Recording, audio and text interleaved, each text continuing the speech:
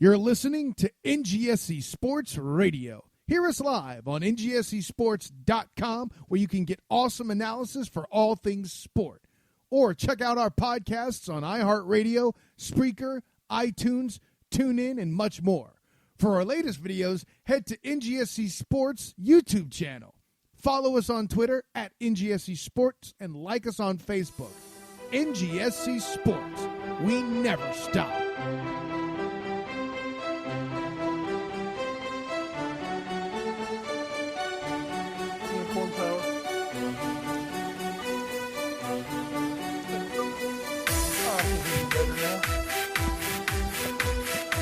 I'm watching Gone with the Wind on AMC. Scarlet O'Hara. Oh, Major Wilkes has just come home from the war. It may shock you. I've never seen this movie. Ed, please, knock me over with a feather right now. Shocking, I know.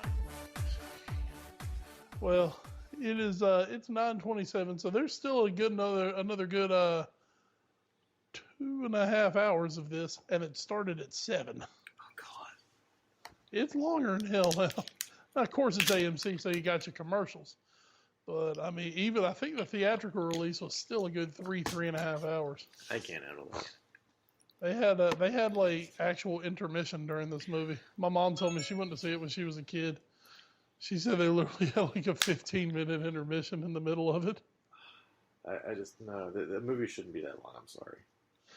Well, it is a true Hollywood epic from the old times, 1939. Wow. I'll tell you, man, for real, it's a good movie. It is a good movie. I said, now you're gonna take a whole day out to watch it, but it's a very good movie though. Got that dashing Clark Gable. Oh, so lovely. Oh, Clark Gable was amazing. You know what else people have said needs an intermission? What's that? A Foreign Affair podcast, of course. Jesus, we got to that one quick. Yeah, we did. We're just going right into it. And you know why we got to get into it quick. For the fun that's going to happen for our listeners like 2 weeks' time. Oh, geez, there's so much to cover. There actually is quite a lot to cover tonight. Welcome to Episode 82 of Foreign Affair Podcast, everyone. I am Edward Green, joined as always by McCall Wes Bradshaw here on the Foreign Affair Podcast, brought to you by NGSC Sports and NGSCSports.com. We never stop. Of course, you can find them on the Twitter at NGSC Sports. You can also find us on Twitter as a collective at AFA Pod. Also, our individuals are at Wes Bradshaw 21, at Edward Green. You can also find our sister show on Facebook, The All New Sports Show. Just search for us there, as well as on Instagram and on YouTube. You can email us, allnewsportshow@gmail.com. Finally, mail us your letters, parcels, Christmas cookies, Christmas gifts, no live animals, except you, Bruno, at 1701 Sunset Avenue, Suite 201, Rocky Mount, North Carolina, 27804. And we are jumping right into it because we have so much to cover today. We have a Premier League recap. We have a Champions League recap. We have a Europa League to preview, mildly. We have a Premier League weekend to preview. We have a League Cup to preview. And we have an El Clasico to talk about. Many more news and notes. Our other big story of the week, watch for, and a minimalist So Raw. And if you want Wes Bradshaw's full thoughts as he gets super duper raw, that might be what we call it. Listen up in 2 weeks, because in 2 weeks, Wes Bradshaw will not be in the country, so we won't be able to record a podcast. So we're going to be getting pre-taped. Yay! So stick around for all of that and much more. So, Wes, I know, I don't even know why I have to ask you at this point, but I imagine, especially after this past Saturday, there's only one place you want to start. That's right, Ed. Oh, Watford, so close. I know, right? Oh, poor Watford. Of course, Wes being somewhat facetiously humble, we'll be talking very much about the Liverpool dismantling of Manchester City. But first, he is right. Poor Watford. Troy Deeney giveth, Troy Deeney taketh away. He leveled the proceedings for the Hornets. I swear their logo looks like a moose. He put it 1-1 for Watford, but Manchester United thanks to the plucky young talent of Own Goal, who was in fine form this Premier League weekend. Bastian Schweinsteiger turned in a semi-cross from just on the touchline, and Troy Deeney kind of carried it with his butt into the net to give Manchester United a 2-1 win. Memphis Depay also had... We talked this weekend, I thought at first it was his first goal. Now I'm thinking maybe it was his second of the Premier League. His first Premier League goal. Really? Maybe you're right. I don't know. He pretty much sung. I don't think he played. I don't think he started him in like 7 matches. That's true. Yes.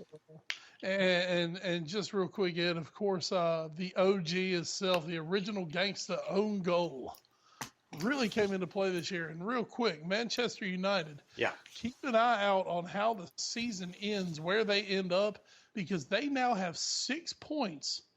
Basically from the own goal. Yes. Our one loss this year is through own goal. Exactly. So, that is a very fortuitous 6 points that the Manx scum has been able to get. I mean the Manchester United Football Club. Excuse me. Everything's coming up Van Hall. In your 10 o'clock matches, Chelsea, Norwich, a relegation battle to the death. Chelsea gets a plucky 1-0 win against Norwich at Stamford Bridge. Diego Costa scores after going goalless in his last 6 appearances for the club. Jose Mourinho back on the touchline, and West Chelsea back to winning ways. It's all blue skies for the boys in blue now. I'll tell you, we joke. We no, kid. But seriously, it might be. I am not really wanting them to get into any kind of a groove right now. Hey, guess who they play this weekend? Oh, yes. Cripes. Oh, Why? yes. We'll get to that. If you don't know yet, folks, we'll get to it. You'll know why I'm all sad all of a sudden. Otherwise, though, Everton 4, Aston Villa 0. The cure for what ails you. Braces by Romelu Lukaku, the Premier League's second leading goal scorer, as well as Ross Barkley, fully healthy this year, propels Roberto Martinez's men to a 4-0 win at home against Renegades. Aston Villa struggling. Aston Villa. I've said this before, Wes, and I'll say it again. I thought Sunderland was going to be the worst team in the league this year.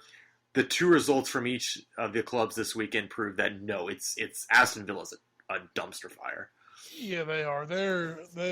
No team has ever started a season as bad as they have and survived. Yeah. I believe 5 points through 13 matches. Correct. That's not going to be enough to keep you up.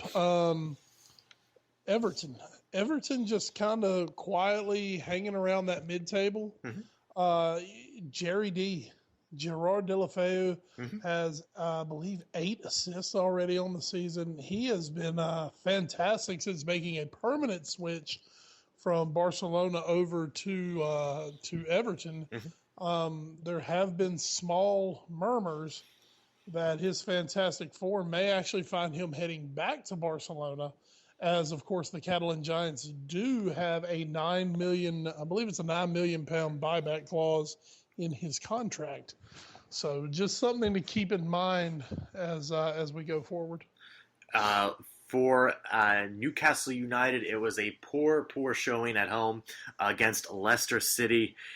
I'm sorry, that's top of the table, Leicester City. Excuse me. Leicester City with a 3-0 win over Newcastle.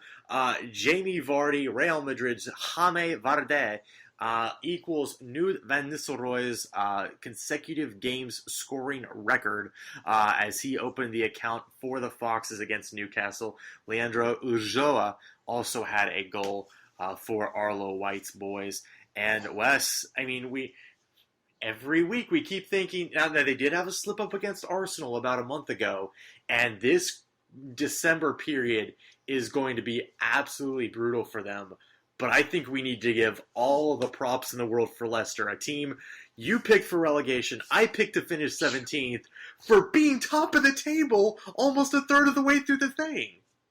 I mean, it's absolutely... I mean, okay, there could have been people out there who didn't predict them to be relegated or finish near the bottom of the table, but there There's absolutely no one, no matter how big of a Leicester fan you live, breathe, and die the Foxes, no one would have predicted this. No one. It's absolutely stunning to see the rise that they have made, and it's going to be very interesting to see how they go on with this winter period crunch that they will go through. It's going to be a brutal schedule. Most of the top half of the table is still in front of them. As we said, they did drop points against Arsenal. They did get a draw against Tottenham, so we'll see how they do against the rest of the top half. Southampton 0, Stoke City 1. Boyan, who I keep liking to call Bojan, because he reminds me of BoJack Horseman. He gets the lone goal for Stoke City. Southampton had chances but could not convert. Might have had a penalty for Graziano Pelle, but didn't get it. Either way, Southampton and Stoke, two teams that are going in the right direction, Wes. But Stoke, they've gone winless at St. Mary's for a very long time. They get a very nice win here on this weekend. Absolutely, just a lot of inconsistency suddenly coming from this Southampton team. Yeah. And Stoke, they have the ability to be sexy Stoke. Mm-hmm. They're not very often. No. They do have the ability because they do have those type of players. One that, we do our preview, silly us, we do our preview before the season starts, because, why? When the transfer window is still open. We just do stuff like that, I guess, just to go against the grain.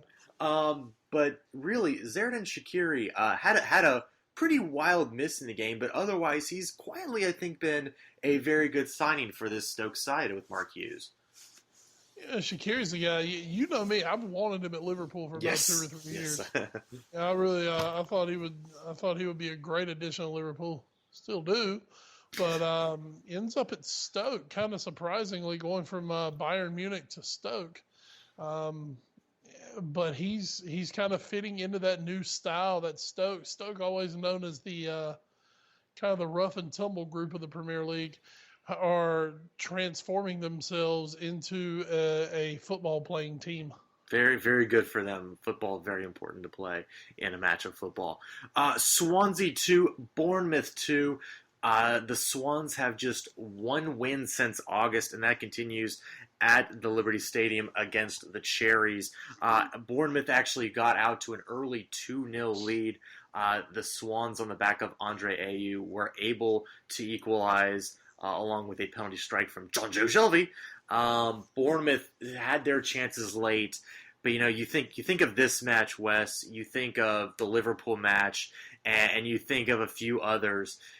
As much as we love Bournemouth, as much as we want them to stay up, if they don't, and hey, they still get those parachute payments, it's going to be matches like this that they're going to rue. If they miss the they're staying safe by maybe 4 or 5 points, it'll be drop matches like this that they're really going to think, even though Swansea is pretty good, we should have gotten that win on the road.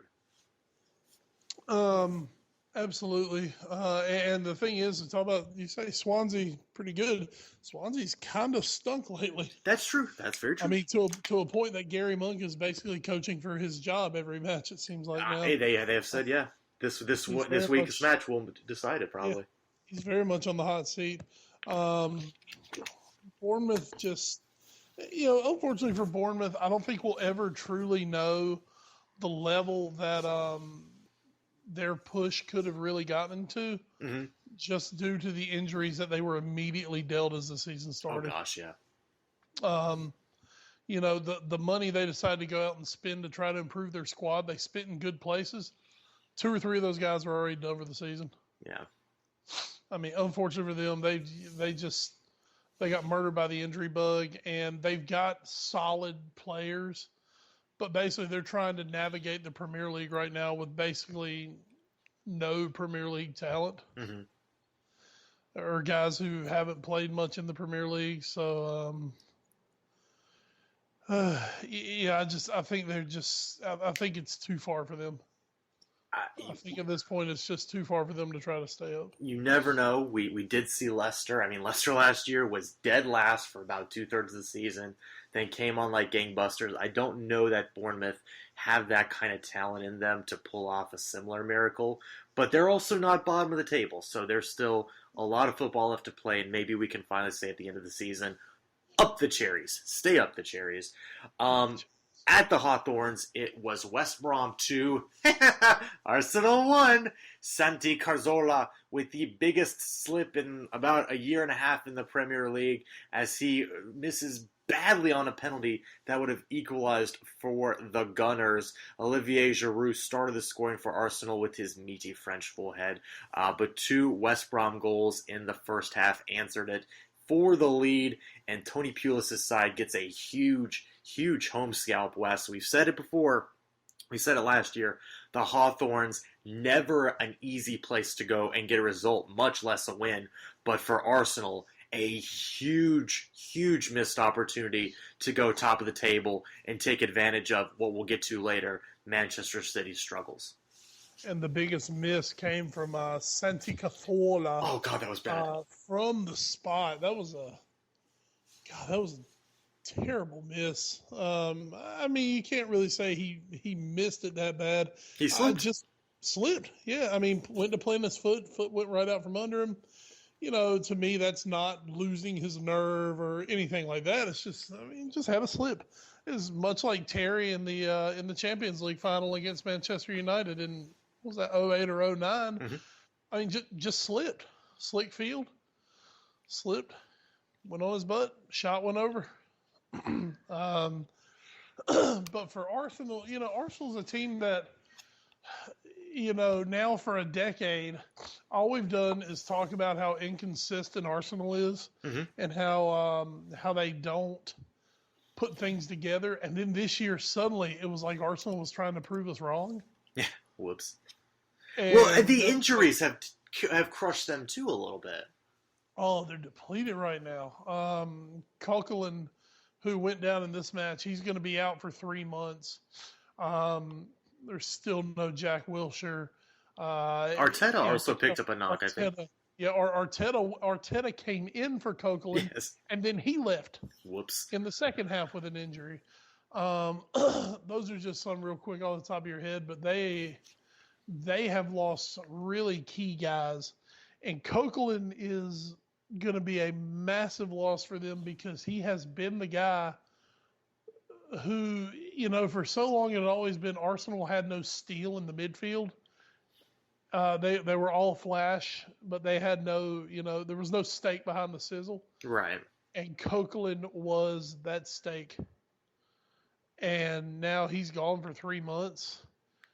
I mean, there is talk of, dare we say it, Arsenal spending money in January for a central defensive midfielder. What? No, I don't believe you. Ed, I don't make up these stories. I just report what I hear. That's true. You're a responsible journalist. Yeah, exactly. If I hear it on the internet, it must be true. Mm-hmm.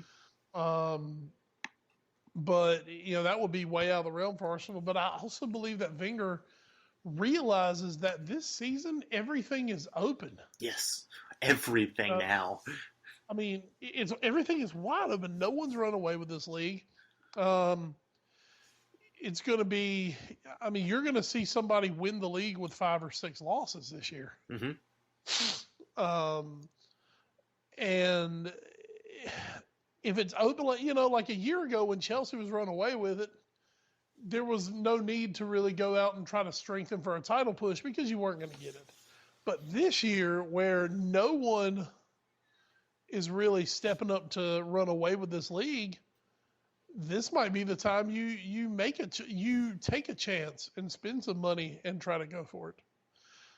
And Arsenal we'll talk about it a little later, Arsenal are close to not having to worry about that pesky old Champions League anymore. Well, maybe. Their fans thought that, surely with the way they didn't show up. Let's put it this way. They're still not favored, I don't believe, to go through, but they have a chance. Yes. But what I'm saying, though, is they could find themselves come January being able to fully concentrate on winning the league. There you go. Maybe, speaking of the league, maybe one of Bless you. Maybe one of the shocks of the league this weekend actually came on Monday Night Football on NBC Sports. Crystal Palace 0, Sunderland 1. Jermaine Defoe, a man that reports have said Sunderland are actively trying to shop out of Tywin. He scores the winner for Big Sam's Black Cats. Wes, this is a Crystal Palace team we thought could finish very high in the league. You're not going to do it dropping points at home to Sunderland. Well, we say that, but at the same time, we just got done saying that this league is wide open. Fair. I don't know what happened to Palace in this match. Maybe they got caught coming off the international break. break. Played very well. They just couldn't finish. They bossed most of that game. In fact, to the point where I had watched most of it and then had to go in and shoot a meeting at about the 72nd minute. And I thought, well, this is either ending up a draw or Palace is going to find a late winner. And I get out and I'm hearing, Ian Dark say about how big of a win this is for Big Sam. I'm like, wait, no, Sunderland didn't win this match. You are crazy, Ian Dark. No. And then I look and say, nope, they won. Shocking. They won. Give all the credit to Sunderland, but, kind of like you said, for Palace, that's drop points. Mm-hmm. That's drop points. And if you are trying to make a European push, that's a tough pill to swallow. Yeah, this is a match that could have seen them go from where they are right now in 10th place all the way up to 6th, and that is hugely damaging. Any drop points, even though we say this is wide open, any drop points. I mean, I'm nervous about still, even as good as Tottenham is, and we'll get to them in a little bit. They've dropped points this year, and I'm still nervous about the gap, even though it's 2 points right now from 4th. I'm terrified that those points are going to come back to haunt us as close as this race might come down to this year. So, if we keep winning, that'll take care of everything. But you really don't want to drop points at home against Sunderland, though. No. And that's been one of Liverpool's problems thus far this year. If you look at it, Liverpool have suddenly found amazing form on the road. The home form just has not been there. They're going to get a chance. Probably as you're listening to this pod right now, they're getting a chance at home against Bordeaux, and then, of course, Swansea coming up over the weekend at home. So Liverpool going to have a chance to, potentially get that home form going. But, it is like you said, you hate to drop those points at home, and especially drop it to a lower part of the league team. Absolutely. Great win for Sunderland, though. Congratulations to you guys. But you mentioned, Wes, a Liverpool team playing on the road, finding form on the road. And that's exactly what they did as they went to a rocking Etihad. Might have actually freaked out most of the Citizen players because they came through with a rather comatose affair that Liverpool took quick advantage of. An own goal, a Coutinho goal, and the route was on. It was 3 before Aguero made something out of nothing to give the Citizens a shot. 3-1 at the break. But Martin, war crime Skirtle, he made it 4-1 with, appropriately enough, a howitzer into the back corner of the net. And that made it the final of Liverpool 4, Manchester City 1. We have the last 2 matches now, Wes, are your club, my club. So take us through this match. We watched it. If anybody is listening to this who also happens to watch the all-new sports show on television, no, we weren't watching it when we pre-taped the show for this past weekend. That didn't happen at all. No, there's no way you can go back at the footage and notice that happening. None. So Wes. Wes is not an expressive, facially expressive person at all, is he? Yes, that time when I had to somehow work in an offsides flag into penalty flags. But take us through. We got to actually watch a lot of this match when we weren't filming, and you got to express yourself a little bit more. Take us through your thoughts in Jurgen Klopp's biggest win since coming from Germany.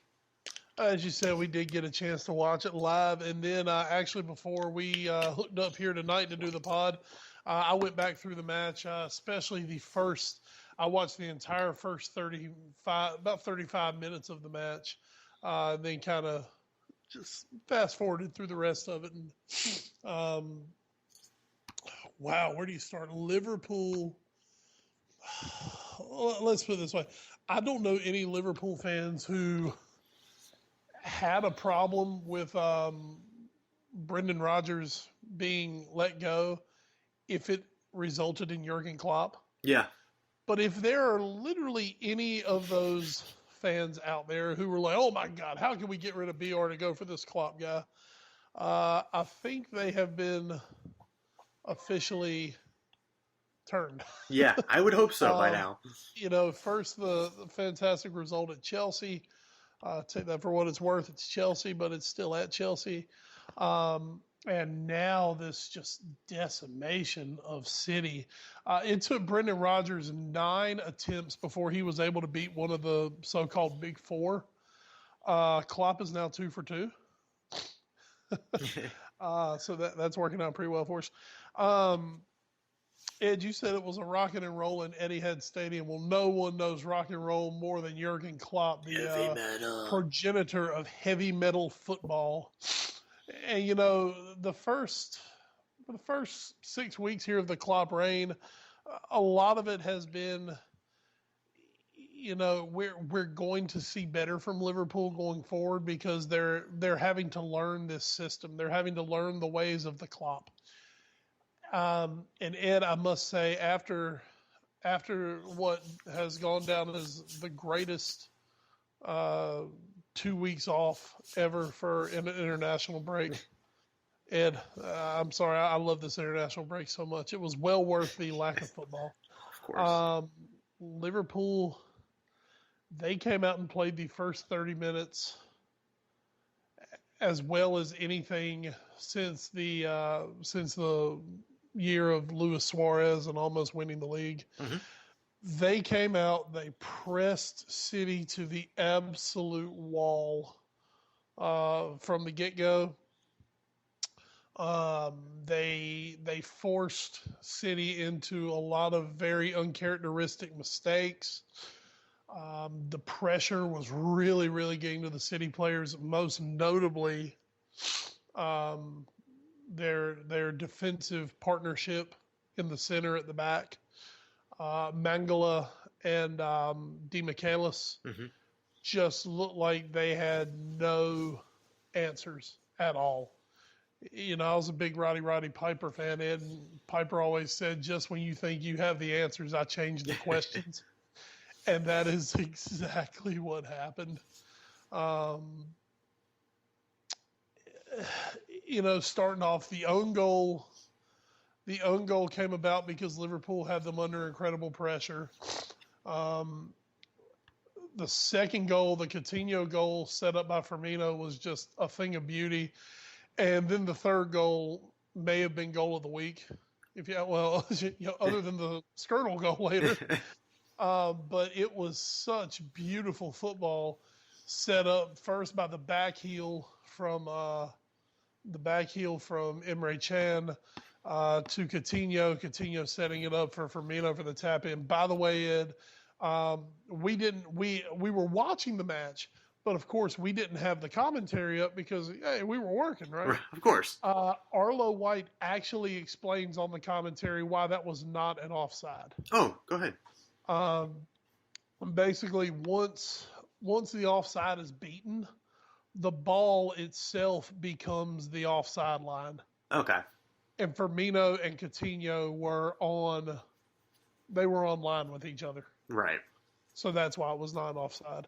But I mean, the next thing you know, Liverpool's up 3-0. Liverpool fans are going absolutely apeshit. City fans are already getting ready to leave. And it was just a magnificent display of football. And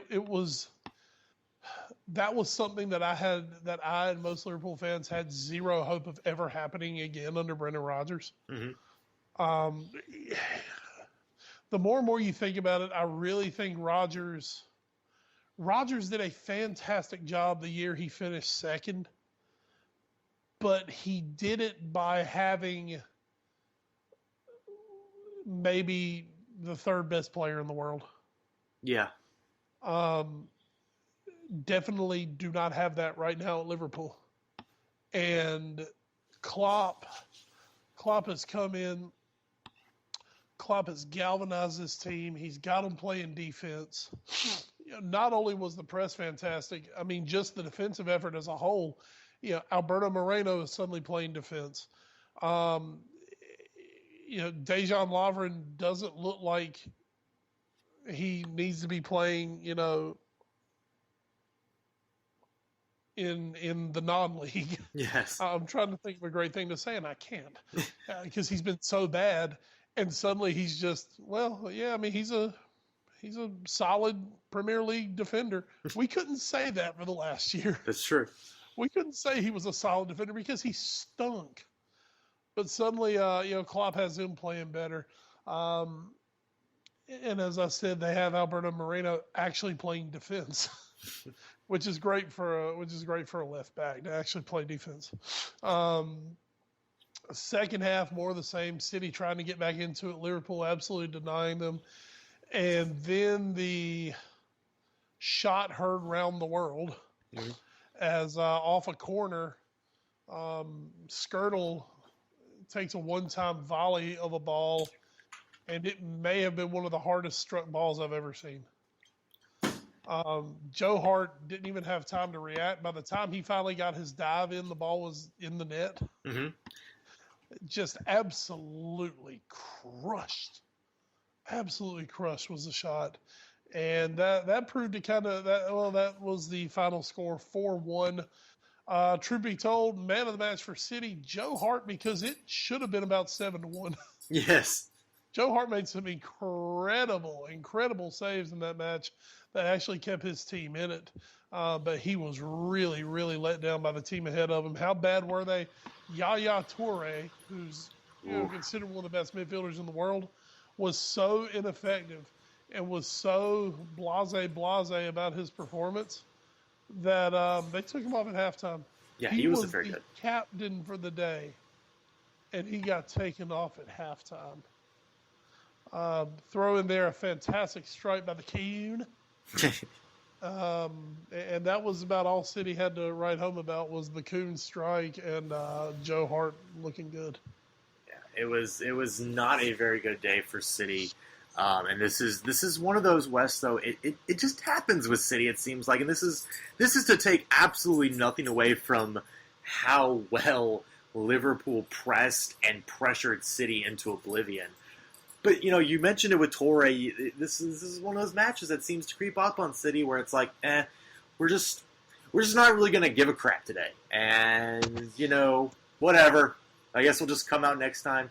We've seen it happen more against the bad teams. Like we saw it happen against Burnley last year.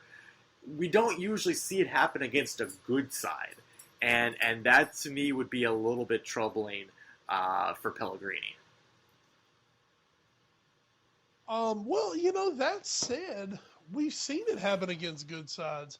I mean, a year ago, Liverpool absolutely hammered them at Anfield. Okay. Earlier this season, I mean, Spurs put them to the sword. 4-1, same scoreline, 4-1. I don't even think it matters sometimes who City plays.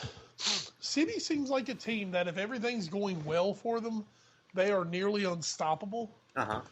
But if you throw any adversity into City, it's almost like they just shrink up and die on you. Now, one huge factor for them, Von Song Company, who, of course, we are diehard fans of Company. We've named ourselves after him. Yes. Company has been injured. He is currently out. The number everyone's throwing around is fantastic. In almost 700-plus minutes with Company on the field, they have given up one goal in the Premier League. Mm-hmm. In the nearly 500 minutes without him, they've given up 13. Yeah, he's pretty good. It's shocking too because last year he was not very good, but this year he's been very important to them. And I mean that just a lot of people were questioning why the hell is he not starting Otamendi, who's been his best defender other than Company, of course. Mm-hmm. But Pellegrini. Let's face it, Pellegrini is still at City because they did not. The 2 or 3 guys that they had on their wish list over the summer did not decide to come to City. Right. Guardiola, Klopp. Yeah. If some reports are to be believed, Klopp. They decided no, didn't want to go there. So, kind of by virtue of, well, there's no one else better than him out there available, they ended up keeping Pellegrini. I think we're seeing, and yes, I know he won the Premier League a few years ago. I just think Pellegrini, I don't think he's the right manager for this team. I think when he came in, he was a good, football is it's so tough with the personalities.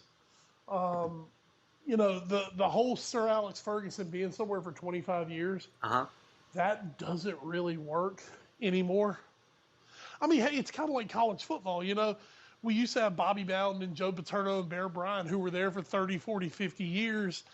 Now, the shelf life of a good coach in college football is maybe 12 years if they're fantastic. I mean, Saban's been at Alabama for about 8 years, and all we're ever hearing is is he ready for a new challenge? Is he ready for a new challenge?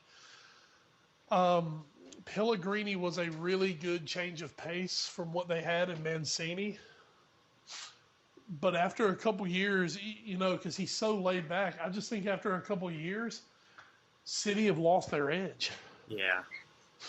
And, that's something Liverpool had to get back. Liverpool had to get an edge. For Tottenham, you guys brought in Poch. Yep. You needed the edge that Poch brought you that you didn't have before. Football's all about changing that culture and getting things right. And I just think, right now Pellegrini's maybe a season too long. Mm-hmm.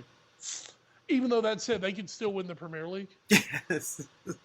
I'm just not fully convinced that this City team is going to be able to put it together for a run-in, just because I don't think they can be consistent enough. Hello, I'm Manuel Pellegrini, and my clubs have won 2 Premier League titles in spite of me. Thank you. Goodbye.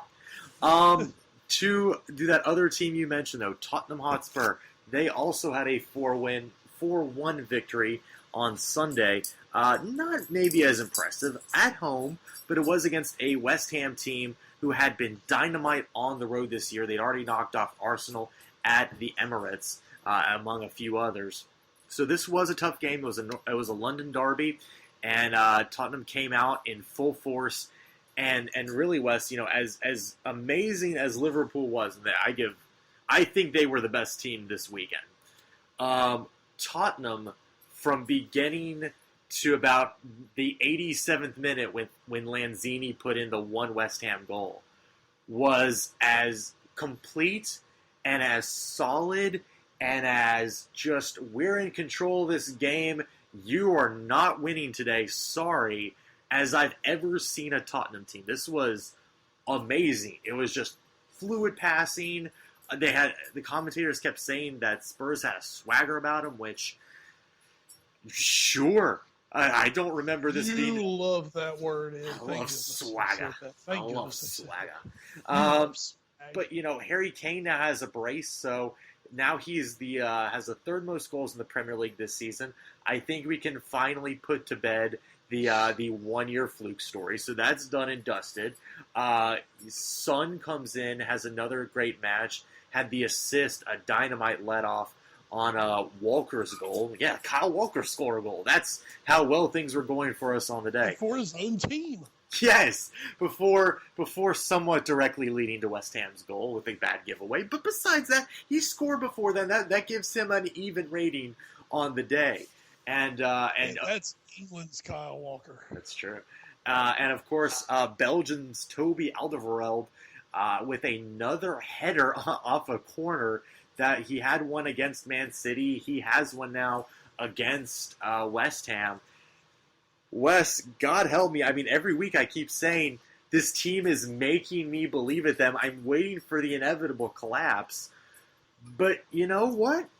I'm not. Who knows if they'll end up finishing top 4? But this team looks too solid unless they just have an entire rash of injuries, which they've already had to deal with some.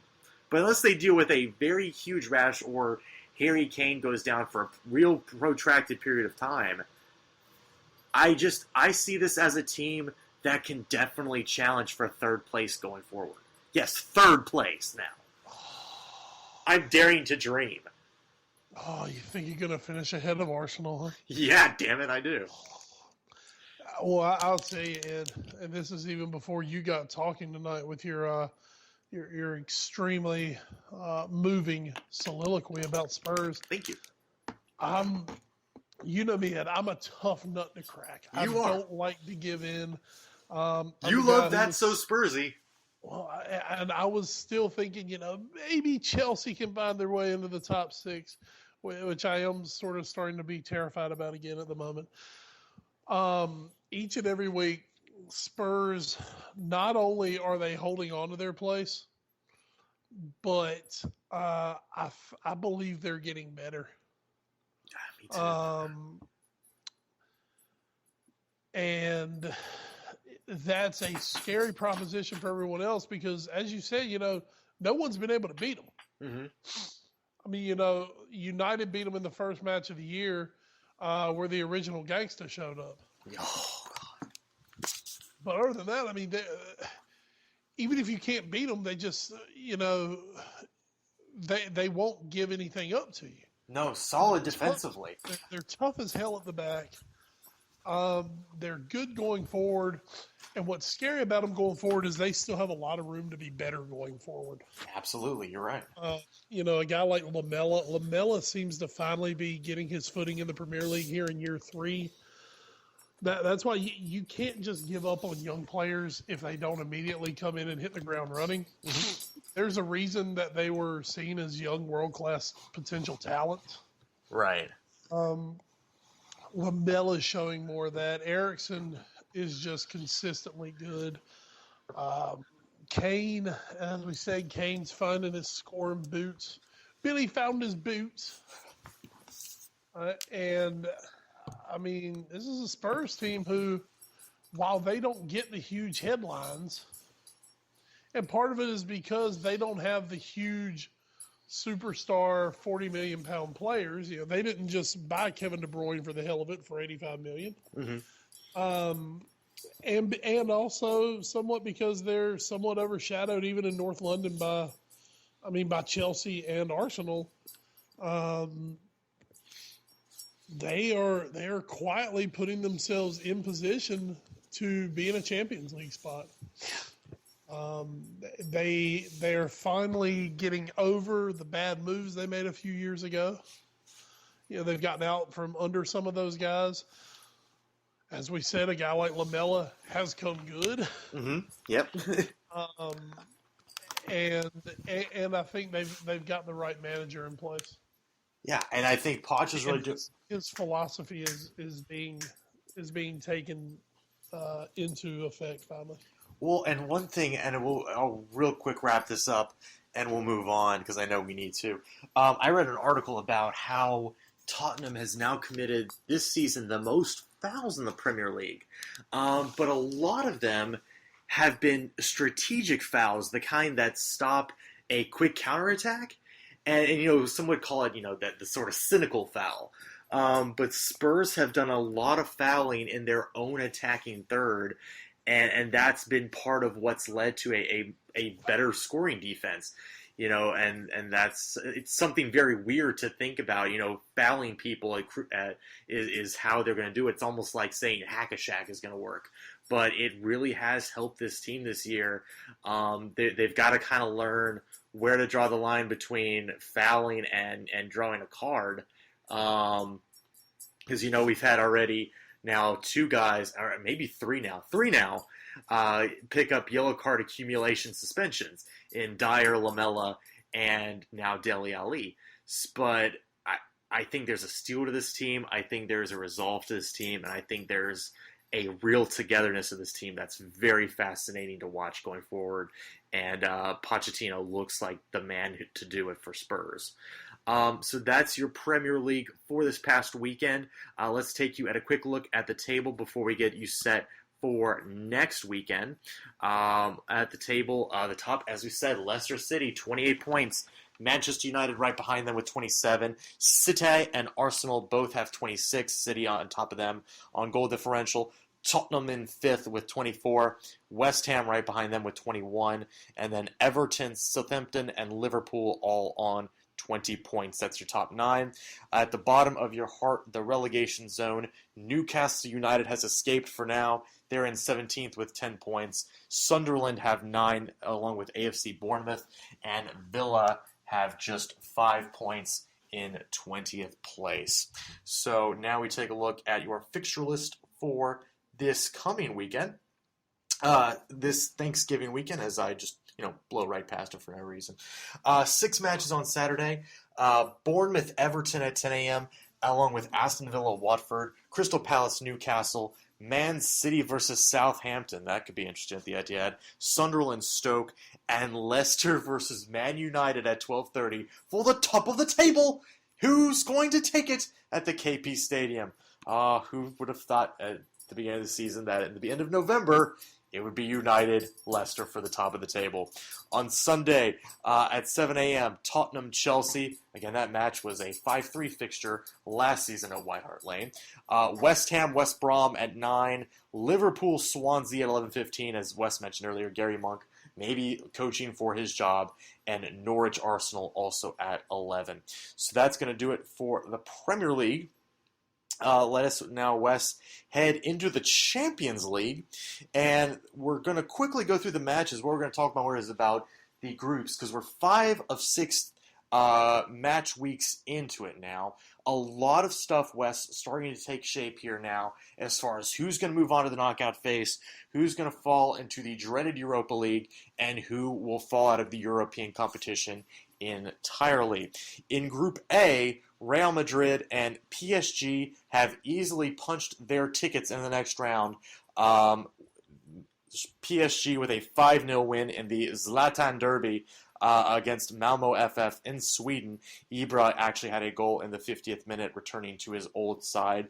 And Real Madrid, in a dogfight, gets a win over Shakhtar Donetsk. They almost shocked the world. They actually came back from 4-0 down to score 3 in the final 15, but it wasn't enough. Alex Teixeira had a brace for Shakhtar. Ronaldo had a brace for Madrid, and Rafa narrowly avoids what would have been a catastrophe at Shakhtar. So again, Real Madrid is 3 up on PSG for the group stage winner. PSG is comfortably in second. Shakhtar and Malmo both on 3 points. Well, Shakhtar goes to PSG the last week. Malmo goes to Real. So this is a group that is still very much undecided, Wes, of who's going to Europa. Oh, dearest. I've got to go with Shakhtar. I would think so. I would say it's more likely they get a point than PSG than Malmo getting a point at Real. I think Malmo's hearts were broken today. Yeah. Oh, Ibra. By the greatness of Ibra. We love Ibra. So it will. Ibra came home. Oh, he's coming home. Coming home. Tell the world he's coming home. Group B now. This has become a very interesting group because no one has really been able to separate themselves. Wolfsburg does get a big 2-0 win on the road at CSKA Moscow. Andrei Schürrle, another Chelsea cast-off, had a goal in the 88th minute to lock up the points for the German side. They now go top of the table in Group B with 9 points. Sitting right behind them is Manchester United. They could only manage a 0-0 draw against PSV Eindhoven at Old Trafford, which means Eindhoven sits at 7 points, just one back. Moscow is in fourth with 4 points. Moscow can still go to Europa. They cannot go to the Champions League knockout stage. Wolfsburg and United will at least go to Europa, but can still go to the knockout stage. And Eindhoven can do pretty much whatever they want. But Wes, this is now a group where United's going to have to go to Wolfsburg. Eindhoven gets Moscow at home in the last week.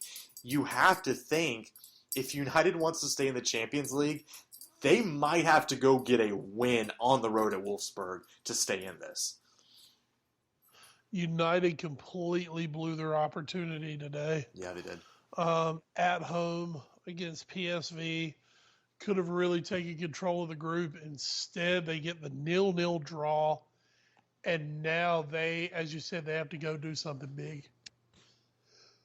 And we really don't know if this Louis van Gaal-led team can go do something that big. In their previous match against Wolfsburg, they did have a 2-1 win at Old Trafford. They did come back from a goal down early. Mata and Smalling score in that one, but we'll see if they can do it on that said, Wolfsburg's playing a whole lot better now than they were then. Also true.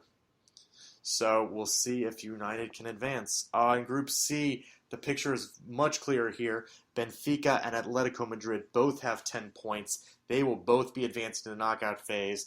We'll see who ends up winning the group. Winning the group does matter in terms of seeding for the knockout stage in round 1. Galatasaray has 4 points. Astana has 3. Astana picked up their third win this week in a 2-2 draw at home against Benfica. A brace by Raul Jimenez actually saves Benfica's blushes. They fell down 2-0 early to Astana, but they do come back to get a point. Meanwhile, Antoine Griezmann has a brace for Atletico. They get a win over Galatasaray at the Vicente Calderon.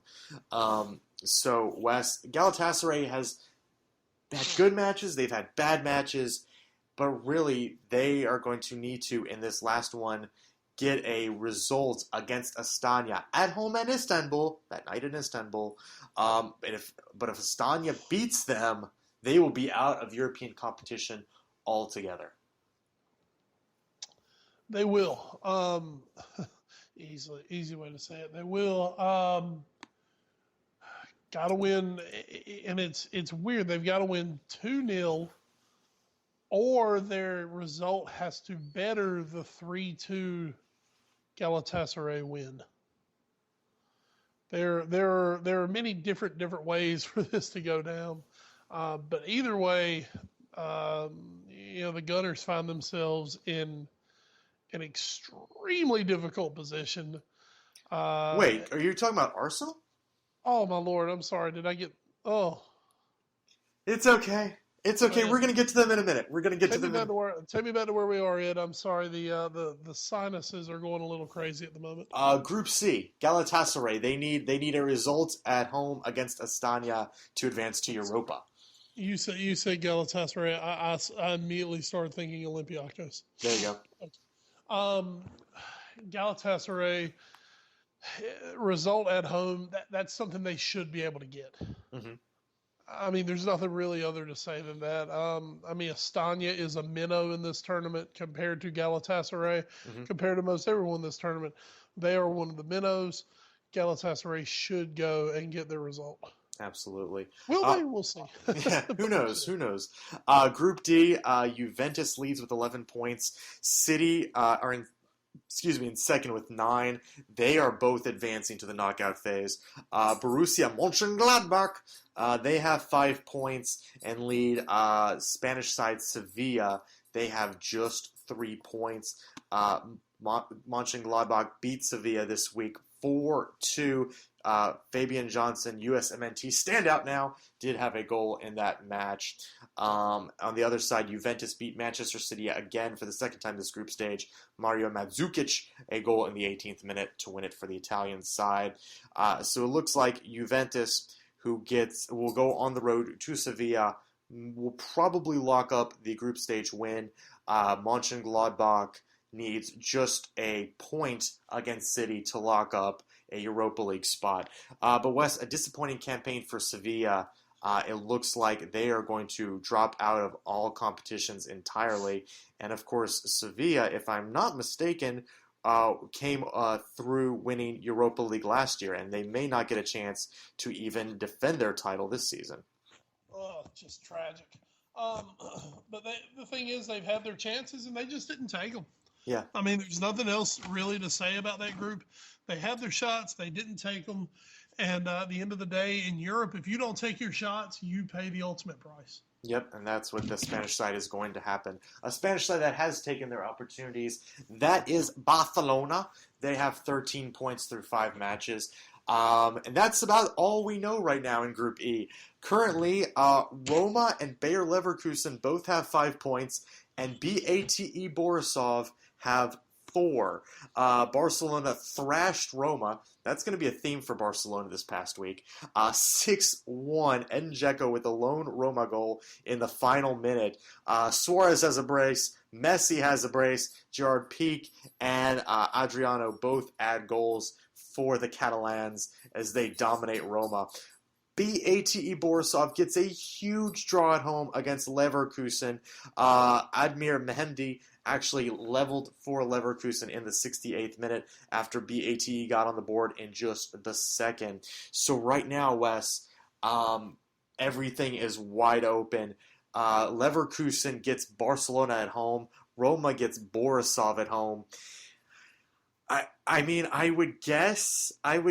have to imagine Roma and Leverkusen go on. Does BATE have a shot to at least go to Europa here? I don't think they do. I mean, there's a shot. Don't get me wrong. Obviously, they've got a shot. I just don't think it's going to happen. Going to Barcelona and looking for a result that's brutal. No thanks. BATE will actually be going to Roma, who they did beat at home 3-2. Much tougher tasks to go to Italy. No, I think Roma playing to go through. Roma's going to get all 3 points, I believe, against the Baders. As masterful as those Baders are. There you go. I just think all 3 points are going to be going Roma's way, and they're going to find their way through, and then Leverkusen will just kind of slide in under that. Are you ready to talk about Arsenal? Sure, why not? All right, Group F. Always ready to talk about Arsenal. Bayern Munich have 12 points. Olympiacos have 9. Arsenal have 6. Dynamo Zagreb have 3. Zagreb is eliminated from everything. They are done. And that is because they lost 3-0 at the Emirates. Özil with a goal in the 29th and Alexis Sanchez with a brace gives Arsenal a 3-0 win. Bayern Munich did whatever they wanted to against Olympiacos with a 4-0 win. And so that sets up, Wes, as you mentioned, Arsenal going to Greece. They must beat Olympiacos. And not only must they beat Olympiacos, I believe they must also win like 2-0 or a bunch of other crazy scenarios must happen. But, you know, I think the biggest thing to mention here, Wes, is at the Emirates, there was barely anybody there. I mean, they say the attendance is 58,978. I call that a bold-faced lie, given how empty I saw that place was against Zagreb. But where do you peg Arsenal's chances to not only beat Olympiacos, but beat them by the required amount to go through? I think they've got a chance. They've got a semi-decent chance. I believe they're better than Olympiacos. Mm-hmm. Of course, at the end of the day, that doesn't always mean everything as we've come to see. Yes. They have a very tough task ahead of them, though.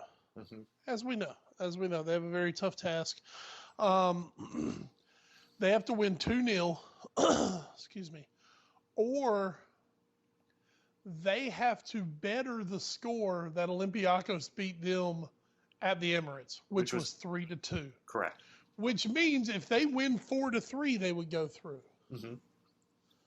There are scenarios You never want to go into your final match with scenarios, though. No, God, no. Trust me, I'm a Liverpool fan. I've lived this. 2004, 2005, when we won the Champions League, we had to beat, of all teams, Olympiacos. We had to beat them by 2 clear goals. And Stevie G hit the iconic screamer from the top of the box. Oh, you beauty. And that's what actually got Liverpool through to the knockout round, and the rest is history. So there is an English precedent for doing this to Olympiacos. The loss of Coquelin does not make things easier for Arsenal. Arsenal have the firepower to do this. And Ed, I'm going to go out on a limb. I believe they have the will. I believe they have the manpower. I believe Arsenal is going to overturn this and go through. Oh, my goodness. I'm just waiting for Arsenal to give up a goal up 2-0 in like the 91st minute, and everybody in Greece to celebrate a 2-1 loss. And it's going to be amazing. So we'll have to see again. These matches will be played, by the way, December 9th. So that's when that will be coming to the forefront. Group G, a lot to be decided here. Porto and Chelsea currently top with 10 points each. Dynamo Kiev have 8. Maccabi Tel Aviv, they are 0-5. So they are done and dusted. Kiev, though, still has a chance to make it through. They're going to be getting Tel Aviv at home. You never want to assume anything in football, West, but you got to think that that's 3 points right there. That would take them to 11. If Porto and Chelsea draw this match at Stamford Bridge, that would sit all 3 teams at 11 points, and then you're just getting the crazy tiebreakers there.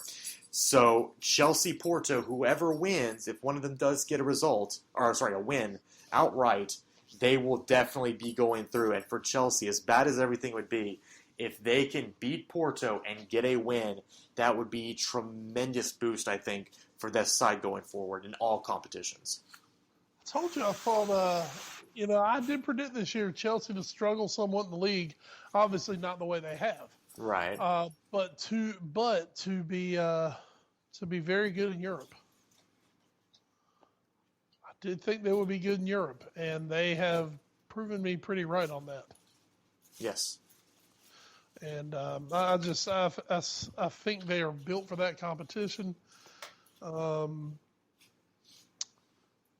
And I think they still got a very good chance to win the league, to win the group.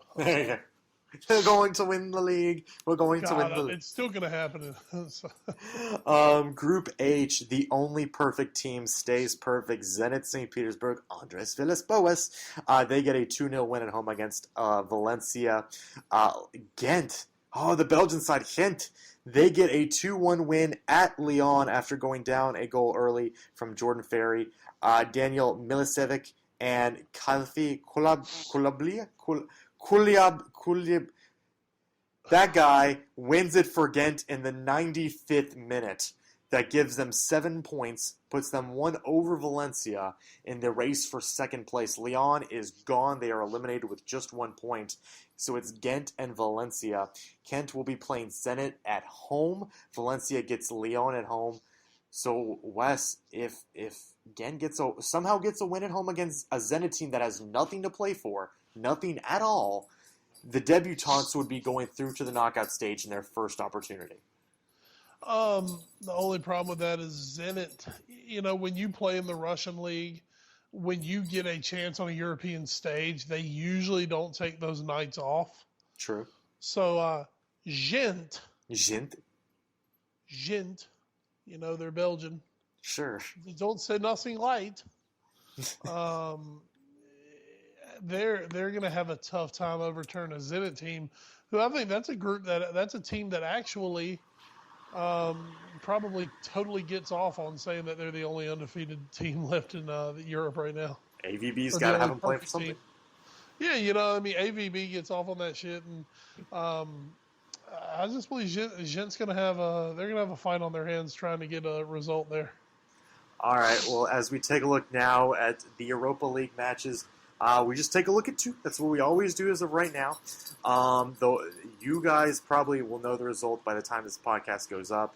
But either way, Liverpool, with a win against Bordeaux at Anfield on Thursday, would advance to the knockout phase of Europa, with one match still to play. As well, Tottenham Hotspur, they are going to be traveling to, in fact, they already have traveled, to Karabakh over in Azerbaijan.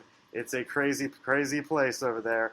Tottenham leads the group with 7 points. A win against Karabakh, which they've already beaten 3-1 in the early stages of the competition, would see Tottenham as well through to the knockout phase. So good luck to both of our teams, and especially, most importantly, Tottenham. Please come back and come back healthy, boys. And I think we're at that point of the year where we can start to talk a little bit about the rumors coming up for January. And also just other rumors going on. To me, right now, the biggest, most fun rumor is that the most eligible free agent coaching hire on the market. Yes, that's right, Ed. The Braj. I love the Braj. The Braj may be in line for a new job, and it's interesting. It is actually in Qatar. Oh, that's right. Because nothing puts people in the seats like Brendan Rodgers. Now that said, they do not name the they do not name the Qatari team, but there is apparently a lucrative contract, upwards of £3 million per year, which, I mean, that's pretty good. That's like Nick Saban money almost. Yeah. That's huge money for a manager, especially one who, didn't exactly light the world afire at Liverpool. So we could have the Braj back into football sooner rather than later in the Qatar Stars League. We love the Qatar Stars League. Here's the thing. I'm kind of already over rumors, and now I don't even... Oh, I remember. It was, it was a rumor that United were going to do a double swoop for Bale and Robin. And I just said, you know what? No, I'm good. I'm done. I thought yours was where they were going to pay £54 million for Alexis Sanchez. Yeah, that one's a good one too. That's a good one too. That was one I believe you truly enjoyed. I mean, there's just so many good ones out there. Of course, as soon as we start hearing that Liverpool may be going in for Alexander Pato, then of course Tottenham has to get in and offer £1 million more. Of course. Because it's the Tottenham way. Oh, Liverpool's going to buy someone? Oh, no. We need to get in. We see. We already have, through Paulinho, we already have that Brazilian connection. We have the pipeline. So. Yeah, because he's been such a roaring success, hasn't he? And there's no Brazilian connection at Liverpool right now, is there? Oh, yeah, Coutinho and Bobby Furr and Lucas. Yeah, there's no Brazilian Liverpool players. Zero. There's zero. You shut your mouth. Liverpool players is all they are. Right? So as we ramp up here in December, the talk will be coming more fast and furious about transfers. We should also mention there is a League Cup action coming up to you this coming week. Middlesbrough gets Everton, Stoke gets Sheffield Wednesday, and City gets Hull. Well, that's all December 1st and December 2nd. This could be a fun one at the St. Mary's Stadium. Southampton gets Liverpool. Wes, Jurgen Klopp's, I believe this will be his first League Cup taste, or second? Second, defeated Bournemouth. That's right. First. That's right. That was actually his... Was that his first match? That was his first win. His first win. Yeah, no... I think it was his second match. No, it was his third. First match was Tottenham. I actually thought Tottenham was second. I thought he played it was like a Europa League, then Tottenham, and then the League Cup. I think they did. Yeah, I think they did. I think that was it. They played Kazan. Yeah. That was it. Kazan, Tottenham, and Bournemouth. But that was... I can't remember. I think that might have been his first home match. Yeah, it was his first home match, and it was definitely his first win, obviously. Yeah, they got the win there. So he does have experience in this, the biggest of all tournaments. Let's take our eyes for a minute west to Spain. We mentioned Gareth Bale a little bit ago. We've mentioned Rafa Benitez. El Clasico goes 4-0 the way of the Catalans as Barcelona runs rampant over Real. And all, of course, the talk afterwards. How safe is Rafa Benitez? How quick does the employers at Real have Jose Mourinho on speed dial to clean up another one of Benitez's messes? Of course, then they came out with a vote of confidence. Rafa Benitez. Yeah, which means he's completely fine, right? He's dead man walking. Nothing never happens bad on a vote of confidence. Never. But where do you? I don't know how much you saw of this. This was going on at the same time Liverpool City was. So we watched like a few minutes of it. I know. But this was just a thrashing of a thrashing of Real Madrid by Barcelona. Is Benitez really in trouble? And is Barcelona? They beat Real 4-0. They beat Roma 6-1. Is Barca already rounding into mid-season form again? Barcelona. The best thing that happened to Barcelona may have been the injury to Messi, because much like we've seen in the past, when Messi goes down, it forces everyone else at Barcelona to raise their game. That's true.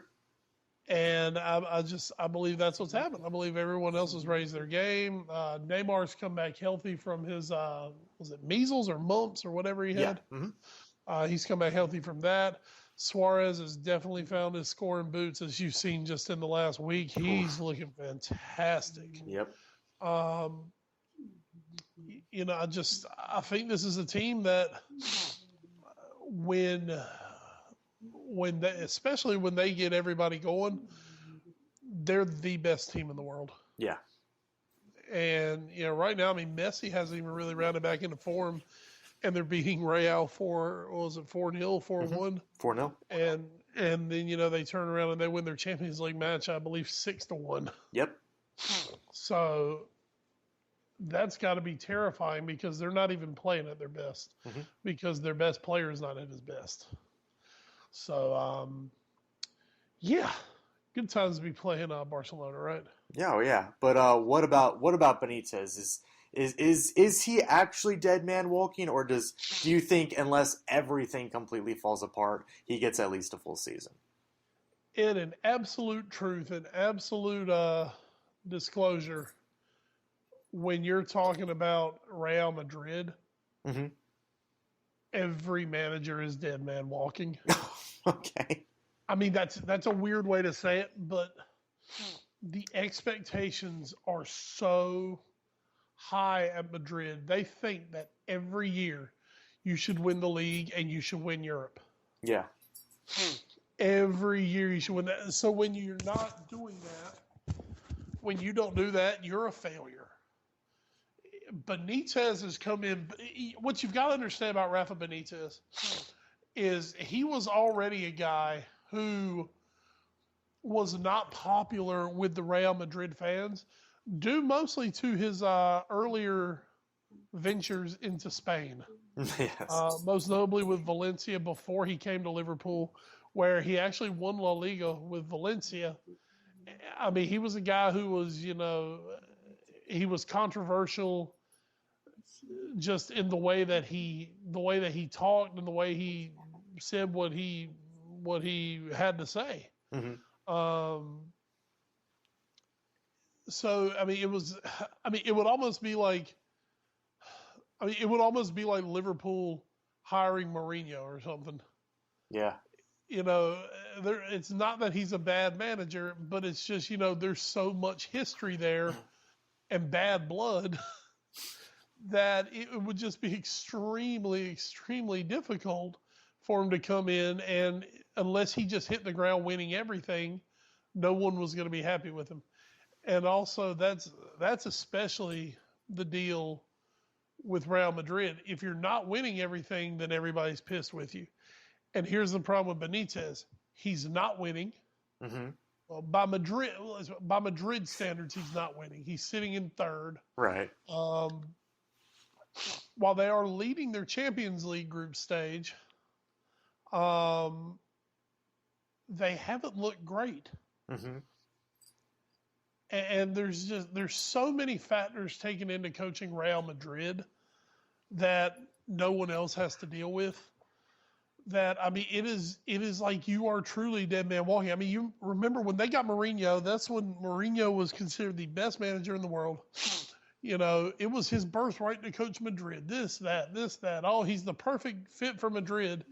And as soon as he didn't win Europe, he was on the hit list. Right. And then they fell apart in La Liga his second year. And of course, we know how that ended not well. And I mean, this is a guy who was the best manager in the world, and no one's saying Benitez is that guy. Oh, yeah.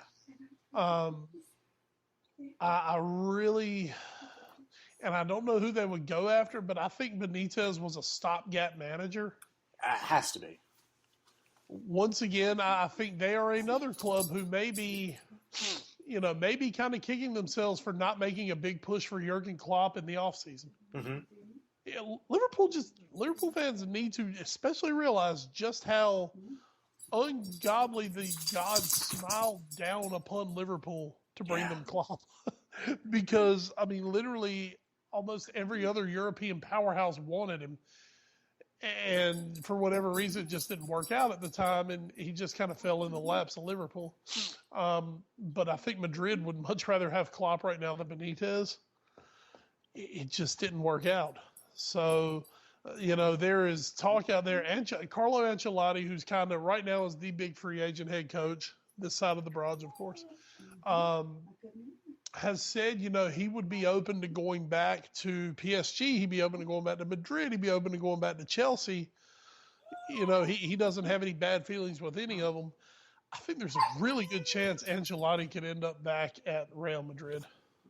Oh, I don't disagree with you at all. I think that this is a marriage that should have never broken up.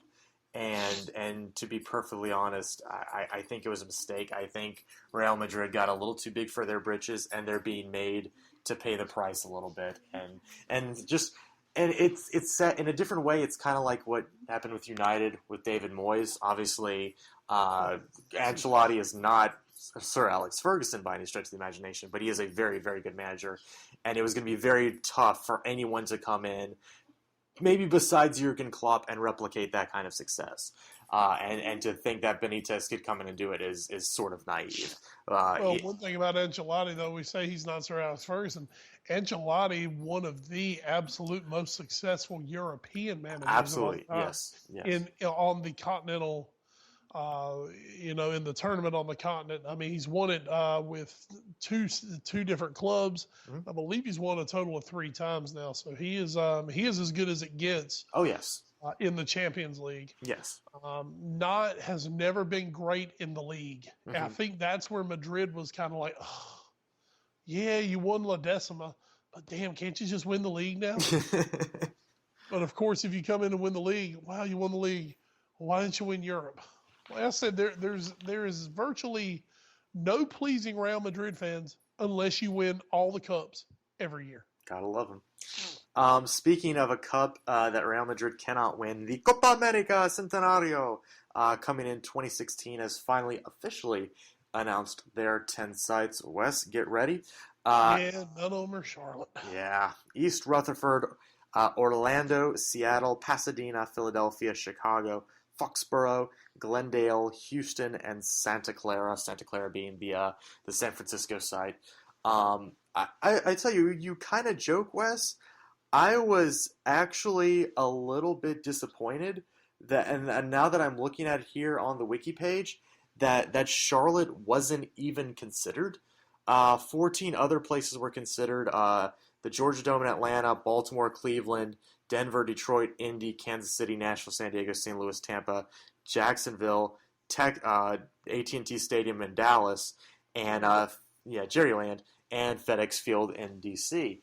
I'm a little surprised Carolina didn't get a shot at it, unless there maybe have been some, because I don't know if the Guinness Cup will be going on at around the same time, and I don't know if they had to enter into an agreement where they would already be hosting again next year. They've hosted the first 2 years, so I don't know if they couldn't do both.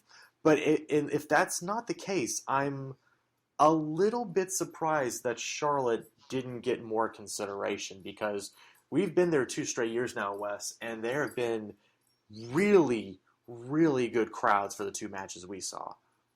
There have, the playing pitch is good down there. I don't know. I mean, now here's the thing. Every one of those other cities mentioned, those are, they're really big markets. Yeah. I mean, it's not like Columbus got one or something. Right. Or, Peoria, Illinois, or, Albuquerque, New Mexico. I mean, you're going big places. And I mean, to me, I think Charlotte would have kind of been an outlier in that group. I mean, that's going to be one problem for Charlotte going forward with these big competitions is, if they want to have them in the biggest possible markets, well, then, Charlotte's not going to get one. Right. So I don't have a problem with it, but it would have been cool. For us, it would have been cool. I mean, not everybody else. So we're going to Orlando. Yes? Yes? Yes? No. Oh, fine. Be that way. I will completely be that way. I've already got to make that drive in about a week. Yeah, it's true. Yeah. I'm not going to do it again anytime soon. Fair enough. So that's going to do it for our soccer talk. We do want to remind you this is the Foreign Affair podcast on NGSC Sports and NGSCsports.com, where we never stop. Wes, and our other big story of the week, somebody was asked to stop, and thankfully his bosses told the enforcers, no, he will not stop. Last Friday, it came about that... Yes. It came about that Detroit Lions have ended up changing their flagship radio station after 12 years from WXYT-FM to WJR-AM. And you're thinking, well, who really cares? Whatever. The point was, and the reason they basically did this was because the original radio station would not fire one of their sports talk radio hosts, Mike Valenti, who co-hosts the afternoon drive time show on 97.1 The Ticket, because he's been a very vocal critic of the Detroit Lions. And kind of as he says in his piece, it's not very fair to him, because he said on Twitter, play games, win games, I say nice things. Play games, lose games, I say mean things. It's that simple.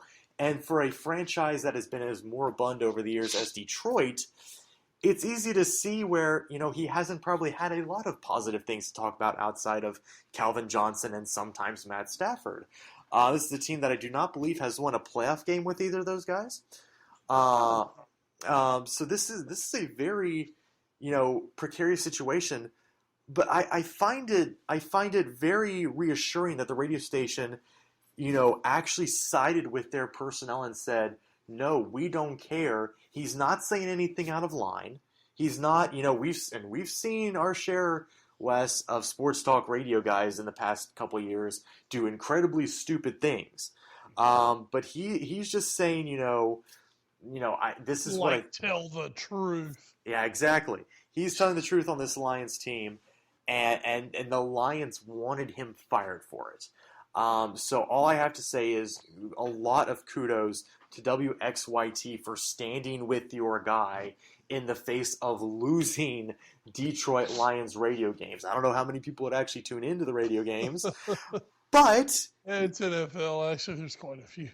And it's kind of amazing, Wes. We see so many times, I think, in bigger controversies, broadcasters are so quick to distance themselves from talent or suspend talent. Not that this is kind of the same thing, but we saw a tweet posted out by a CNN female on-air talent person last week after the Republicans voted on some Syrian refugee bill. And, she made a comment on Twitter saying, they voted, and just paraphrasing, the Statue of Liberty hangs her head and weeps. And she was suspended for that. That's all she said. She was suspended for quote-unquote editorializing. And she should have been un-American of her. Clint Williams would not approve. Of course not.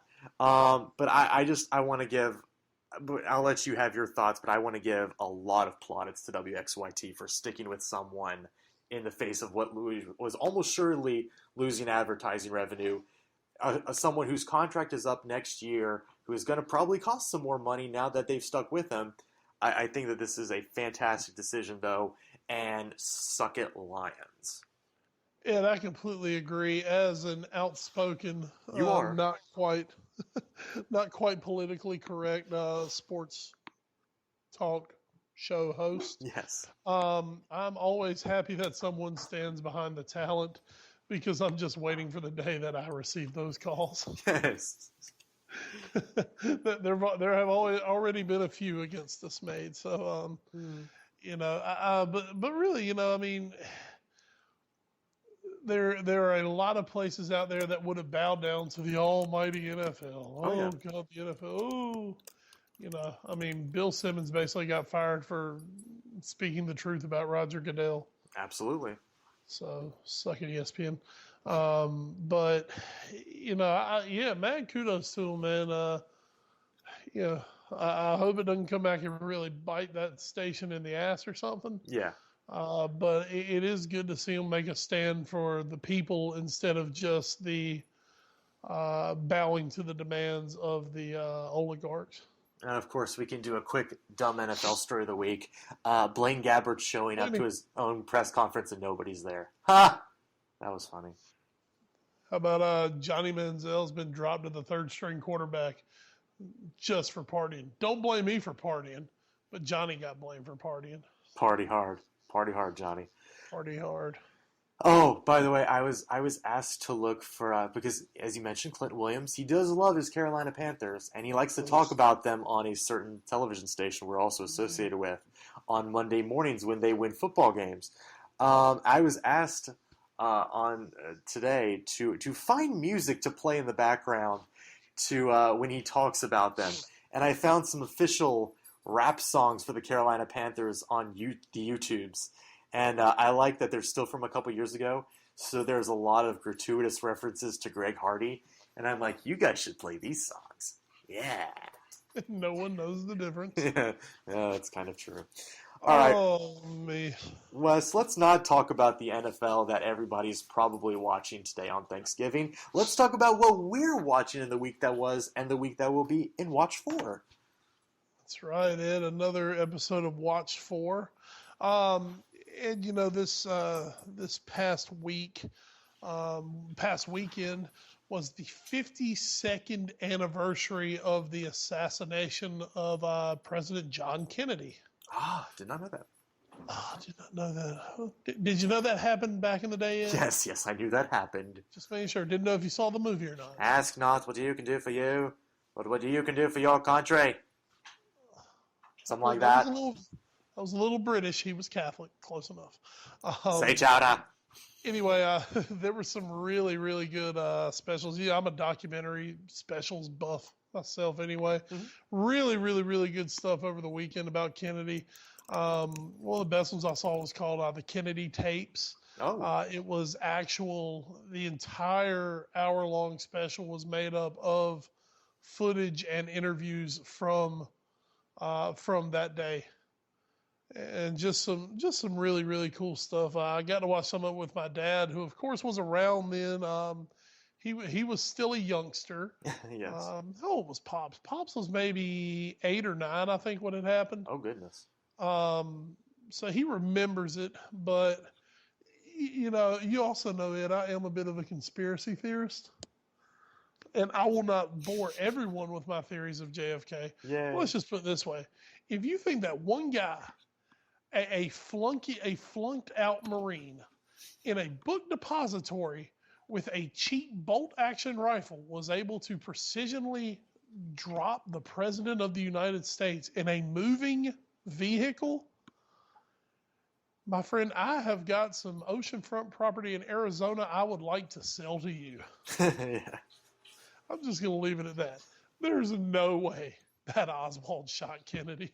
He might have been in on it. Uh-huh. He was obviously the patsy for it, but there's no way that Oswald hit Kennedy. Well, we'll just have to keep digging deeper and deeper into the conspiracy. Speaking of conspiracies, I am not ashamed to say, actually, I am not yet finished with Jessica Jones. Marvel's, Netflix's Jessica Jones. I'm about 7 episodes in of the 13 for the season. It's good. It's not exactly what I thought it would be, especially coming off of Daredevil. It's a lot more. There's a lot less actual fighting. There's some good fight scenes, but there's a lot less actual fighting. But the way I heard it explained on the Two Best Friend podcast, or the Super Best Friend cast, I should say, this week by Matt, was spot on. The fights aren't as good, but all the things outside the fighting are much better. Because this is really a sort of almost crime noir series at this point that just happens to involve people with superpowers. And it's done really well. It's also deals a lot with addiction. It deals a lot with PTSD. And I will say David Tennant, so far through the first 7 episodes, we haven't seen too much of him. We've seen a little bit more of him now in the last couple episodes. He may be the best villain Marvel has ever produced. It is. Oh, he's a good one. He is pure evil. He's a good bad one. Well, let me ask you, Wes, what would you do if you had the power to tell someone to do something and compel them to do it, whatever you said? First of all, I would not be wearing clothes very often. It would be quite fun. I don't think I would exactly go evil lord overboard. Mm-hmm. But you think Leonardo DiCaprio has got a bunch of supermodels around him who do a lot of dirty things. Ooh, that's creepy in a whole another direction. But I would put DiCaprio and Charlie Sheen to shame. Ugh, that's horrifying. So you wouldn't do something like where he does in one episode. He tells the guy who's annoying him, see how long it takes you to put your head through that column. No, I'm not that damn mean. That's good. Good to know. That's the thing. I'm just not that mean. I might tell him to go sit in the corner or something and never talk. Sit him in a corner in a round room. Oh, drive him insane. That's what we're getting here. That's a little bit of what we're getting. Speaking of insanity, Wes, let us finish with a very, very brief So Raw. And if you want more of Wes's thoughts on So Raw, you'll get them next week. But you'll get them even more in 2 weeks in our special Super Raw, So Raw edition. But Wes, just quickly give us some brief thoughts about Survivor Series and So Raw. Take about 5, I'll say. Yeah, brief thoughts. It sucked. That's pretty brief. It's pretty brief, isn't it? Man. Build up to a pay-per-view. WWE lately have been so good at building up to pay-per-views, only to let everything just fall flat when the cameras roll on the actual pay-per-view. This past week's Survivor Series, so extremely predictable. That's the worst thing in wrestling. Now, sometimes you do need those predictable matches because you know what, at the end of the day, normally good does need to beat evil. Mm-hmm. Absolutely. But by God, people, please mix it up some. Mix it up some. At the end of the night, Roman Reigns ends up winning the WWE World Heavyweight Championship tournament, wins the vacant belt, and then just as I'm sitting at home saying, and here comes Sheamus, and here comes Sheamus, by God, here came Sheamus. Yay, Sheamus. Yay, Sheamus. The only redeeming quality to Sheamus is that he and I do share the love of the exact same professional football team as we are Liverpool fans. There you go. Other than that, zero use in the world that man exists. Sheamus cashes in his Money in the Bank contract, beats Reigns with a pair of brogue kicks, and now you're maybe the least exciting world heavyweight champion of all time, Sheamus. Yeah. Woohoo. At a point where WWE ratings are going through the freaking concrete on the way down, you literally put a guy that people, they don't dislike Sheamus. They're ambivalent. They're indifferent. And I mean, what's worse? I mean, either you get wildly cheered, which is great, or you get wildly booed, which is great, because somebody's going to tune in to watch you get your ass kicked. When no one cares, that's literally the worst thing. That's the worst thing ever. Wrestlers have said, I love getting booed. I love getting cheered. The one thing I don't want to hear when I walk out is nothing. Yeah. And that's what, unfortunately, you're hearing a lot with Sheamus. So on Monday Night Raw, Reigns was granted his title rematch at the upcoming TLC pay-per-view, December 13th. Can't wait for that. Reigns and Sheamus. At least it'll be physical. I will give them that. They will beat the shit out of each other. And that'll actually be okay. We did get the return of Rusev on Monday night. It looks like he's actually formed somewhat of a faction with both Sheamus and Wade Barrett, a.k.a. Bad News King Barrett. Bad News Barrett.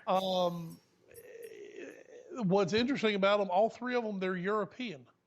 Rusev from Bulgaria, Sheamus is from Ireland, and of course Barrett is from England. So it's almost kind of like a European stable, which is kind of cool. And they're all kind of working for Triple H and the Authority. You can call them what you want. Call them the United Nations. Call them Euro Trash. It's actually that's not a bad little faction. I'd like to see something go forward with that. To me, the highlight of Monday Night Raw, I sent you the picture, I sent you the video, was the New Day's 1 year anniversary country jamboree. Yeah. That's right. 1 year anniversary country jamboree. Where Kofi Kingston, while in Nashville, Tennessee, the capital of country music, Kofi Kingston went on a long diatribe, which ended with him saying, "This isn't even my character talking. This is me," because, of course, kayfabe is dead. Yep. Country music sucks. I did actually like that. I liked when he said, "This is not my character talking. This is me." Because, kayfabe is dead. Yes, it is. Who cares about, making this any sort of legitimacy? New Day just fantastic. Folks, I've gotten to start sending Ed the Monday Night Raw New Day promos, because he is a Xavier Woods fan, even though he's never watched Xavier Woods wrestle for one moment of his life. Don't care to. Ed enjoys being entertained. I love trombones. One thing, the New Day, they entertain. Yes, they do. They are so much fun. And as they came out on their pink unicorns. I love that the one put his hair into a unicorn horn. That was beautiful. Yes, good old Kofi. Ed, which actually at my house was noticed by my 3-year-old. Shocker. I said, "Look, Callie, they're riding ponies." She said, "Daddy, those are unicorns." And I was like, "Wow, she's right. Those are unicorns." I see the little horn on the head now. Yep. 5, 6, 7 minutes of just sheer entertainment every week when those guys come out and get on the mic. At the current moment with the injuries, the lack of a sustainable storyline. And there's always one thing we can say. We say, "Hey, we want some New Day." Whoop, whoop. Whoop, whoop. Speaking on the injury side of things, Seth Rollins' successful surgery to repair his torn ACL down in Birmingham. He has already started rehab. They said the surgery was very successful, and doctors actually think he'll be able to come back stronger than he actually was before, which with the advancements of orthopedic surgery, that's not outside the realm of possibility at all anymore. Mm-hmm. God, just look at, you're almost better off to get Tommy John surgery now as a baseball pitcher. Yes. It's like, well, I don't have a problem. Let's just go ahead and get the Tommy John done. Sure, why not? I'll sacrifice a year of my career to come back and be able to throw 96 without it hurting at all. On the injury front, though, Randy Orton, we just found out. Orton, who was supposed to be out at least till WrestleMania after having shoulder surgery, now looks like he's going to have neck surgery on top of it after the shoulder heals. to kind of go in and clean out some bone fragments around his neck, which that could shelf him for anywhere from up to 3 to 6 months. Worst case scenario will be a year. Oof. And that's on top of the shoulder injury, because they said they're not going to operate on the neck until the shoulder's recovered, which once again will probably be around April. Mm-hmm. So it could be a very long time again before we see the beloved RKO out of nowhere. John Cena news. Cena should be coming back sometime in December. It looks like he has filmed his show on Fox. Yeah. So John Cena sucks. Bad news again. Cesaro, who is kind of a cult favorite in the WWE, a guy who probably pound for pound is the strongest guy in WWE, the Swiss Superman. He's going to be out for anywhere from 4 to 6 months with he had a torn rotator cuff that he's just had repaired. So unfortunately for WWE right now, golly, the ranks are just dwindling, and it's all because of like legitimate shoot injuries. I hate that. We're hoping maybe to see the return of Daniel Bryan coming sometime soon. That will be a huge boost to WWE that they need. But man, right now, I mean, it's just like having a good baseball team, Ed. You know what? I can have 5 really good starting pitchers. When 3 of them are on the disabled list, I don't have a good rotation anymore. Exactly. So and right now, if you look at it, I mean, you got Orton, Cesaro, you've got Rollins, you've got Tyson Kidd. I mean, they are all injured long term right now. And we'll talk about that much more and the future of the WWE and how they could be going forward in 2 weeks' time. We'll be getting much more of Wes Bradshaw's thoughts on that. But for right now, that is going to do it for episode 82 of A Foreign Affair podcast. We hope you enjoyed today's episode while we are bringing this to you on Thanksgiving week. Hope you all enjoy your turkey and your stuffing, or however you want to celebrate. Maybe you just want to heat up some clam chowder. I don't know. But we do hope you all have a very safe and happy holiday weekend here. As we mentioned, a bunch of Premier League to go and tide you over here. Also some big college football games. It is Rivalry Saturday, so go check that out. We're not adverse as much to college football. Wes still really loves it. I'm all right with it. So go check that out as well. That's a huge weekend. Rivalry weekend. Alabama-Auburn. Yeah, it's not bad. Michigan-Ohio State. Florida State. Florida State. Notre Dame, Stanford. Which, by the way, Stanford blew it against Oregon to get in the playoff. They still can. I don't think they will, though. The road is tight. If they win out, it's not a perfect road, but it's not an impossible one either. Well, but the problem is they're sitting on 2 losses now. Yeah, but they beat Notre Dame. I mean, that's a pretty good chip. I mean, would you? Yeah, but I mean, with all these other teams that are going to be 1 loss, they're not getting in with 2. Here's my thing. Michigan beats Ohio State. Ohio State's not going anyway. No, I'm saying Michigan beats Ohio State. Okay. Michigan State loses to Penn State. Michigan goes to the Big Ten title game. Michigan then beats Iowa. I'm just saying, out of Michigan Stanford, who are you taking? Well, don't forget, too, you've got Oklahoma and Oklahoma State sitting out there. Okay. Like I said, it's not a perfect road. That's an elimination game this week. Whoever wins Bedlam is going. I don't think Oklahoma State's going if they win. I think they will. I mean, they'll be undefeated. Oklahoma State lost last weekend. Did they lose? Yeah. Oh, crap, they did lose. I still think whoever wins Bedlam's got the inside track on it. I don't know. I don't think the committee really likes Oklahoma State, to be honest with you. Well, Oklahoma's going to beat them anyway. Oklahoma's going to be in. Well, there you go. God, I don't want Iowa in. That's what's going to happen, though. Just because you don't want it, Wes. If you want to tell Wes Bradshaw what teams you want in over, his teams, especially all his SEC teams, get us on Twitter. All I have left is my beloved Alabama. Yeah. Get us on Twitter at AFA Pod. Wes, you are? At Wes Bradshaw 21. I'm at Edward Green. Find us on Facebook, Instagram, YouTube, Periscope at The All New Sports Show. Email us allnewsports@gmail.com. Mail us at 1701 Sunset Avenue, Suite 201, Rocky Mount, North Carolina, 27804. Special thanks once again to NGSC Sports and NGSCsports.com, where we never stop, as well as Podbean.com, the iTunes Music Store, Stitcher Radio, Spreaker, iHeartRadio, the TuneIn Radio app, and so much more. But we got to stop this podcast here for now. Once again, everyone have a safe and happy holiday weekend. Wes, anything to add before we get out of here? Third round state playoffs. You know you've had a good season when you're practicing on Thanksgiving, Ed. We've got 4 of our beloved local teams, our Tarboro Vikings, our North Edgecombe Warriors, our Southwest Edgecombe Cougars, and, of course, the capstone. Of course. My alma mater, the Rocky Mount Griffons, all playing Friday night. It's going to be fun. We'll be out at Rocky Mount this Friday night, so come check us out on the All New Sports Show if you want to. Otherwise, that's McCall Wes Bradshaw. I'm Edward Green. We'll catch you next week on another edition of A Foreign Affair Podcast. Have a great weekend, everybody. Good night, Azerbaijan. Oh, at least we're playing like right on the sea, so we're in the nice part. We're sort of away from Iran.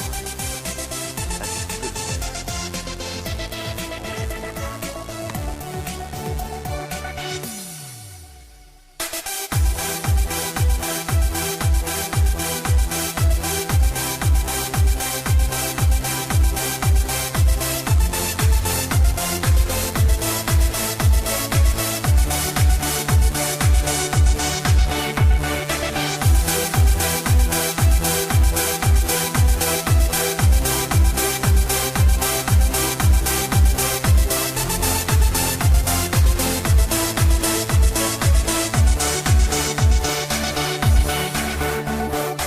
You're listening to NGSC Sports Radio. Hear us live on NGSCsports.com, where you can get awesome analysis for all things sport. Or check out our podcasts on iHeartRadio, Spreaker, iTunes, TuneIn, and much more. For our latest videos, head to NGSC Sports YouTube channel. Follow us on Twitter at NGSC Sports and like us on Facebook. NGSC Sports. We never stop.